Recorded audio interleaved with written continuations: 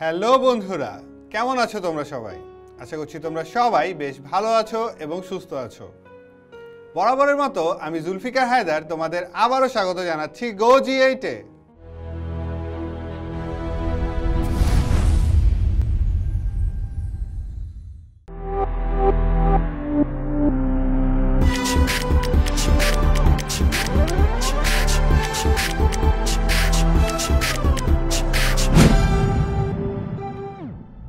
বন্ধুরা, আজকের এপিসোডে আমরা একাদশ ও দ্বাদশ শ্রেণীর উচ্চতর গণিত প্রথম পত্রের চতুর্থ অধ্যায় অর্থাৎ বৃত্ত থেকে কিছু গাণিতিক সমস্যার সমাধান করব।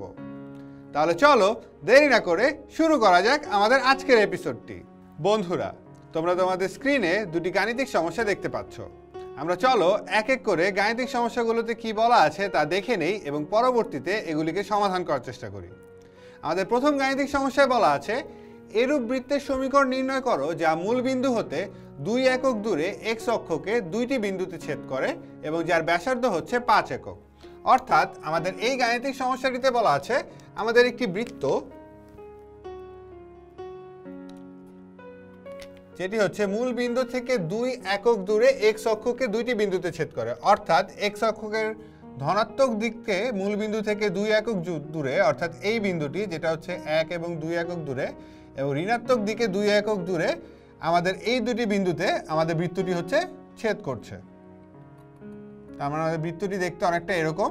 আমাদের এই বৃত্তটির সমীকরণ নির্ণয় করতে হবে এবং আরেকটি জিনিস আমাদের এখানে দিয়ে দেওয়া আছে, আমাদের এই বৃত্তটির ব্যাসার্ধ হচ্ছে 5 একক। তাহলে আমরা যদি ধরে নেই যে বৃত্তটির কেন্দ্র হচ্ছে এরকম কোনো স্থানে, তাহলে বৃত্তটির ব্যাসার্ধ আমাদের দিয়ে দেওয়া আছে হচ্ছে গিয়ে 5 একক। তাহলে আমরা যদি এই দুটি ছেদবিন্দু বের করার চেষ্টা করি, তাহলে যেহেতু এটি হচ্ছে এক্স অক্ষের উপর একটি বিন্দু, তাহলে এই বিন্দুগুলোর আমার হচ্ছে গিয়ে কোটির মান হবে হচ্ছে 0। এবং যেহেতু 2 একক দূরে, তাহলে ধনাত্মক দিকে আমার এই বিন্দুটি হবে হচ্ছে গিয়ে 2,0 এবং ঋণাত্মক দিকে এই বিন্দুটি হবে -2,0। তার মানে আমাদের এমন একটি বৃত্তের সমীকরণ নির্ণয় করতে হবে যার ব্যাসার্ধ 5 একক এবং যা -2,0 এবং 2,0 এই দুটি বিন্দু দিয়ে যাচ্ছে। তাহলে প্রথমে আমরা ধরে নেই বৃত্তের সমীকরণ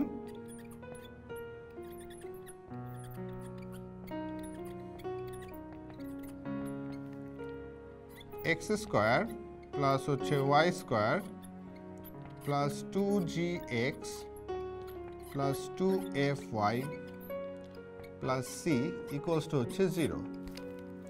তাহলে এই বৃত্তের আমরা জানি হচ্ছে গিয়ে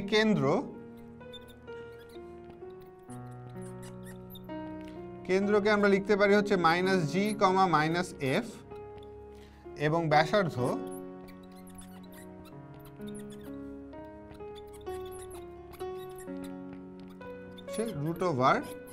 √g square plus f square minus c।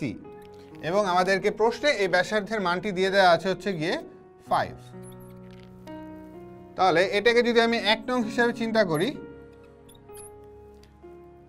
তাহলে চিত্র থেকে পাই, আমরা চিত্র হতে পাই 1 নং বৃত্তটি 2,0 ও -2,0 বিন্দুগামী।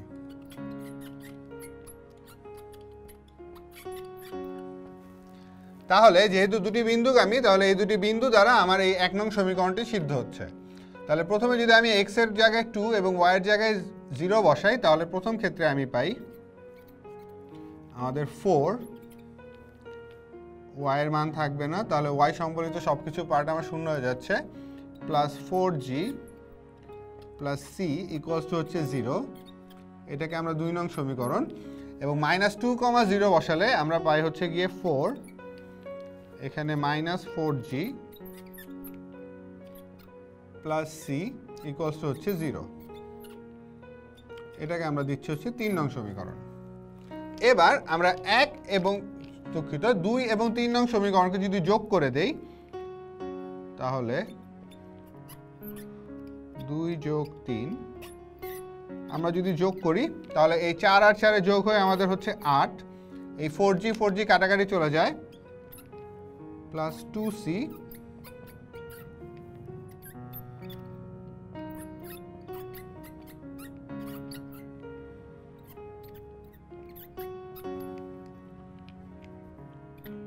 তাহলে এখান থেকে আমরা c এর মান পাই হচ্ছে -4।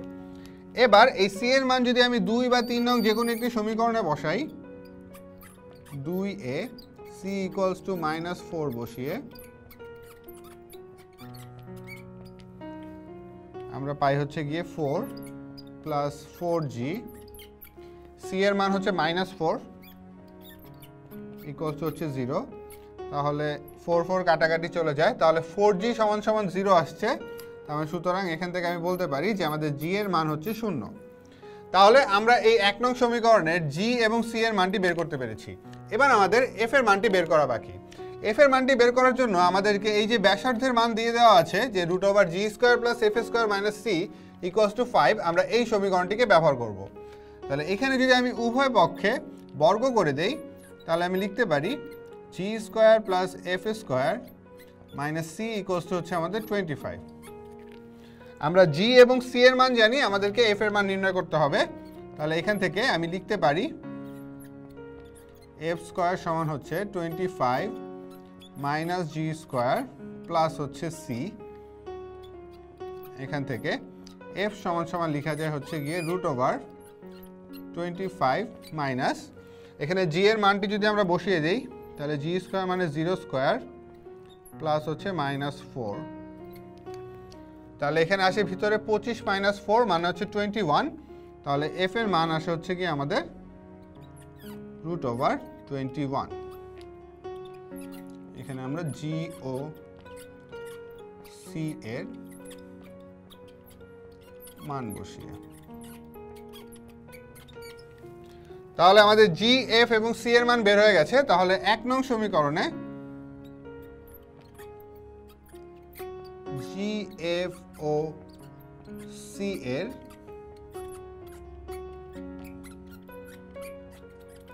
মান বসিয়ে, যদি আমরা মান বসিয়ে দেই, তাহলে আমাদের সমীকরণটি দাঁড়াবে হচ্ছে গিয়ে x² + y²। যেহেতু g এর মান হচ্ছে 0, তাহলে 2gx পার্টটি আমার থাকবে না।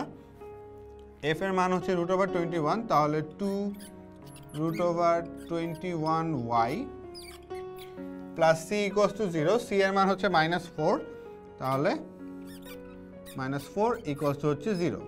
তাহলে এটি হচ্ছে আমাদের এই নির্ণেয় বৃত্তটির সমীকরণ। এবার আমরা চাইলে আরেকভাবেও গাণিতিক সমস্যাটিকে সমাধান করতে পারতাম। আমাদেরকে যেহেতু ব্যাসার্ধ দিয়ে দেওয়া আছে, আমরা যদি ধরে নিতাম যে বৃত্তটির কেন্দ্র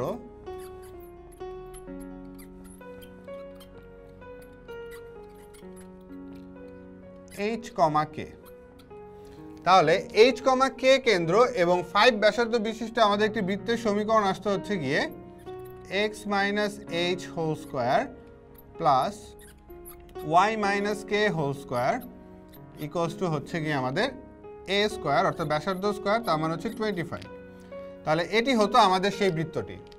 এবার যেহেতু আগের বারের মতো বৃত্তটি হচ্ছে 2, 0 এবং -2, 0 বিন্দুগামী, তাহলে আমি হচ্ছে কি একবার যদি আমি এই বিন্দুটি এবং পরবর্তীতে এই বিন্দুটি বসিয়ে দেই, তাহলে আমরা এখান থেকে দুটি সমীকরণ পাই। ফার্স্টে 2, 0 যদি আমি বসাই, তাহলে 2 - h² প্লাস 0 বসালে y², এটা সমান হচ্ছে আমাদের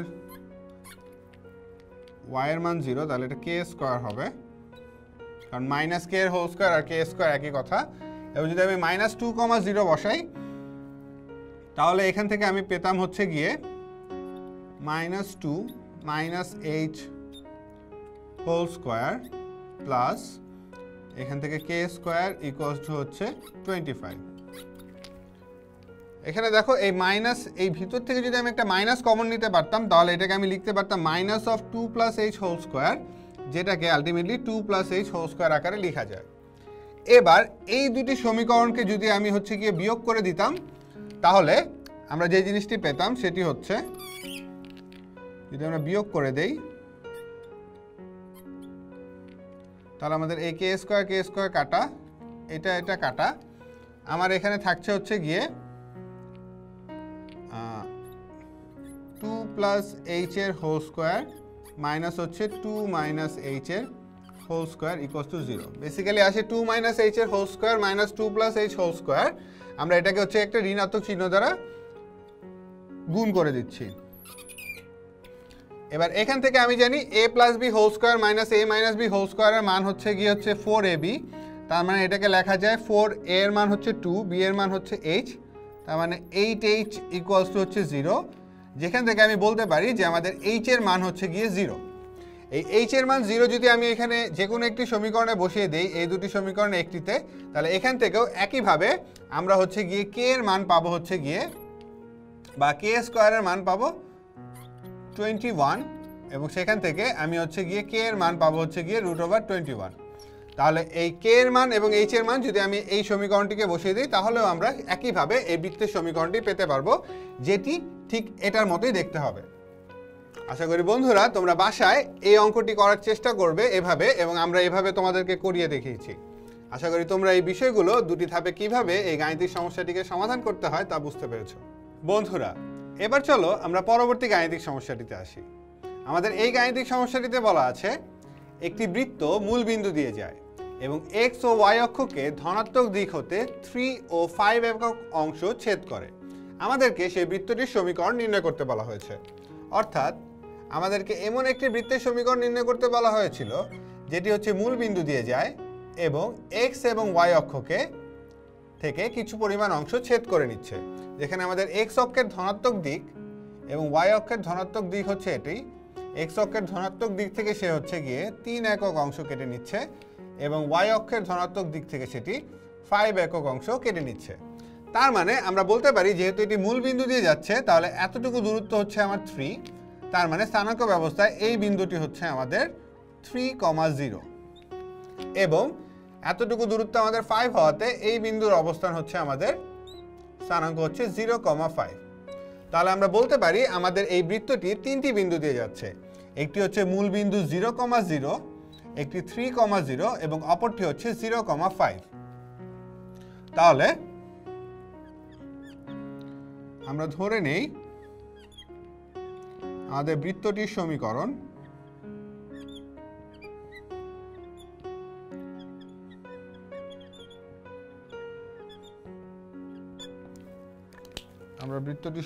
ধরে নিচ্ছি x square plus y square plus 2gx plus 2fy plus c equals to হচ্ছে 0। এটাকে আমরা 1 নং সমীকরণ দিচ্ছি। এখন যেহেতু আমাদের এক মূল বিন্দুগামী,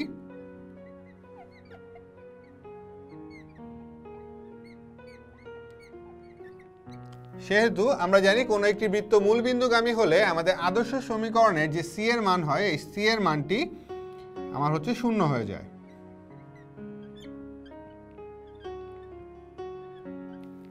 তাহলে 1 নং সমীকরণটি দাঁড়াচ্ছে তাহলে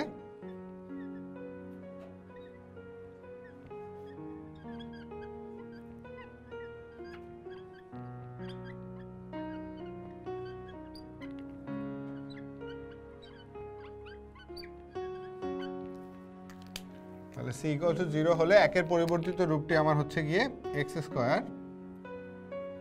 y square plus 2gx plus হচ্ছে 2fy, এটা সমান হচ্ছে গিয়ে আমাদের 0। এটাকে আমরা 2 নং সমীকরণ দিচ্ছি।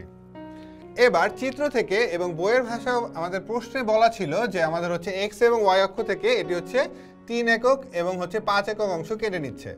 তার মানে আমার হচ্ছে গিয়ে বৃত্তটি 3,0 এবং হচ্ছে 0,5 বিন্দুগামী। তাহলে আবার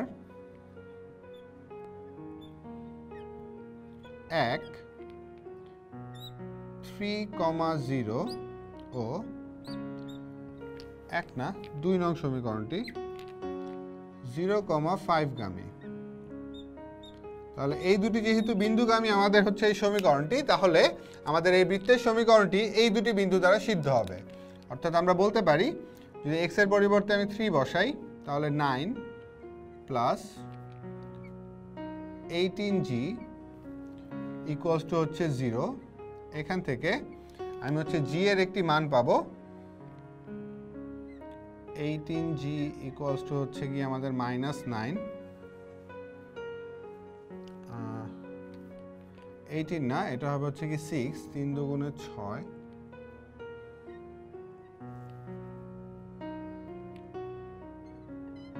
6g ইকুয়ালস টু -9, এখান থেকে আমাদের জি এর মান আসে, উভয় পক্ষকে যদি আমি হচ্ছে 3 দ্বারা ভাগ করি তাহলে -3/2। আবার 0,5 বিন্দুগামী হওয়ায় আমরা যদি এখানে x এর পরিবর্তে 0 এবং y এর পরিবর্তে 5 বসাই তাহলে 25 প্লাস হচ্ছে গিয়ে আমাদের এখানে 10f, এটা সমান সমান 0 আসছে। তার মানে এখান থেকে আমরা পাই হচ্ছে গিয়ে 10f সমান হচ্ছে গিয়ে -25। তাহলে এখান থেকে আমাদের f এর মানটি আসছে হচ্ছে গিয়ে উভয় পক্ষকে 5 দ্বারা ভাগ করলে -5/2। তাহলে এবার এই g এবং f এর মান আমরা যদি 2 নং সমীকরণে বসিয়ে দেই,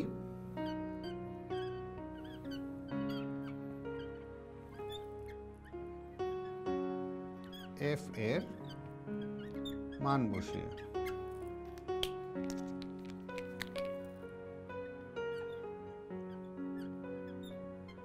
আমরা যদি মান বসাই তাহলে আমাদের এই সমীকরণটি দাঁড়াচ্ছে হচ্ছে x² + y²। আমরা g এর মান -3/2, তাহলে -3/2 এর সাথে 2 গুণ হলে আমার এই পাশে থাকে হচ্ছে গিয়ে -3x, এবং -5/2 এর সাথে 2y গুণ হলে আমার এখানে থাকে হচ্ছে -5y, এটা সমান হচ্ছে 0। তাহলে আমাদের যে বৃত্তের সমীকরণটি নির্ণয় করতে বলা হয়েছিল এই দ্বিতীয় গাণিতিক সমস্যায়, সেই বৃত্তের সমীকরণটি হচ্ছে এটি। এবার আমরা এই সমাধানটি আরেকভাবে করতে পারি। আমরা যদি এই চিত্রের দিকে লক্ষ্য করি তাহলে আমরা যদি এই পয়েন্টটাকে a এবং এই পয়েন্টটাকে আমি b কল্পনা করলাম, তাহলে এই a এবং b যদি আমি যোগ করে দেই তাহলে আমরা দেখতে পাচ্ছি এই a ও b ত্রিভুজে আমার এই কোণটি হচ্ছে কি আমাদের 90 ডিগ্রি, এবং আমরা জ্যামিতিতে জানতাম কোন একটি ত্রিভুজের অর্ধবৃত্তস্থ কোণ হচ্ছে আমাদের 90 ডিগ্রি। তাহলে আমরা বলতে পারি এই a ও b এই পুরোটুকু অংশ হচ্ছে আমাদের একটি অর্ধবৃত্ত, তার মানে এই AB হচ্ছে আমাদের সেই বৃত্তটির একটি ব্যাস।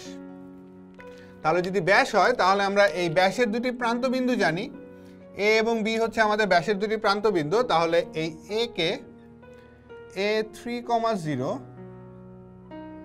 ও b 0,5 কে আমরা হচ্ছে গিয়ে ব্যাসের প্রান্তবিন্দু ধরতে পারি, ব্যাসের প্রান্তবিন্দু।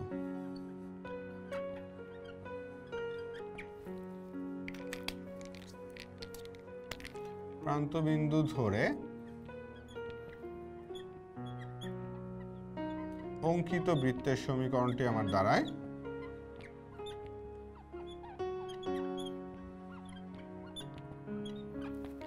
কারণ এখানে আমাদের ছিল হচ্ছে গিয়ে যেহেতু হচ্ছে গিয়ে কোণ এ ও বি সমান হচ্ছে 90 ডিগ্রি, তাহলে এখান থেকে আমরা বলতে পারি যে আমাদের এ ও বি আমার হচ্ছে অর্ধবৃত্ত।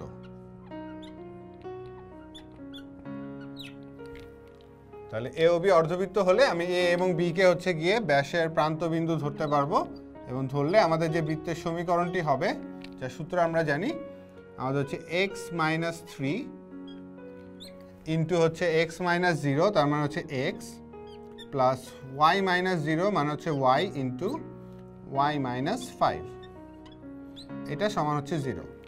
এবং এটাকে যদি আমরা গুণ করি তাহলে আমরা এখান থেকে পাই হচ্ছে গিয়ে x², এখান থেকে পাই একটা প্লাস y², এখান থেকে পাই হচ্ছে -3x, এবং এখান থেকে পাই হচ্ছে -5y সমান হচ্ছে 0।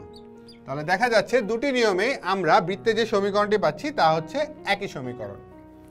আশা করি বন্ধুরা তোমরা এই দ্বিতীয় গাণিতিক সমস্যার দুই রকমের সমাধানটি তোমরা বুঝতে পেরেছো। বন্ধুরা, আমাদের আজকের এপিসোডটি তাহলে এ পর্যন্তই। দেখা হবে পরবর্তী এপিসোডে আরো নতুন কিছু গাণিতিক সমস্যার সমাধান নিয়ে। ততদিন পর্যন্ত তোমরা ভালো থেকো, সুস্থ থেকো, এবং অবশ্যই গো জি8 এর সাথেই থেকো।